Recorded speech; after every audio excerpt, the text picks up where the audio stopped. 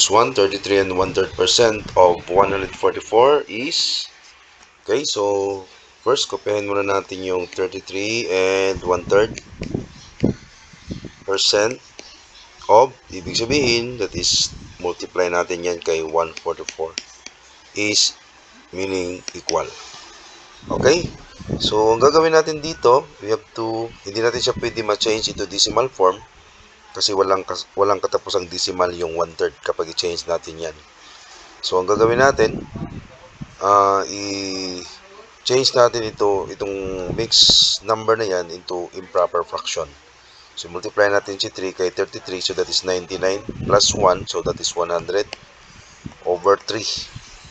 Then, kopyahin natin yung percent times 144 equals. So, alisin natin yung percent. So, kopyahin muna natin yung 100 over 3. So, ibig sabihin ng percent, ito, that means per 100. Okay? Then, times 144.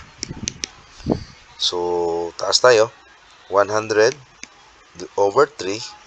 Yung 100 dito, meron yung over 1, di ba? So, kunin natin yung reciprocal niyan. So, that is yung 100 over 1. So, magiging 1 over 100 times 144. So, pwede natin i-cancel yung 100. So, ang naiwan, 1 over 3 times 144. So, multiply natin yan. 1 times 144. So, that is 144. Then, over. Merong over 1 yan, di ba? So, multiply natin kay 3. So, that is 3. So, divide natin yan. 144, divide natin kay 3. So, hanap tayo ng number na kapag i-multiply natin sa 3, magiging 14 or less than. So, the number is 4.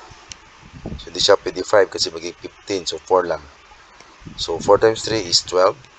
So, 4 minus 2 is 2. Then, i-bring down natin yung 4. So, hanap tayo ng number na i-multiply natin sa 3, magiging 24. So, the number is 8. So, therefore, sa choices natin, letter D is the correct answer.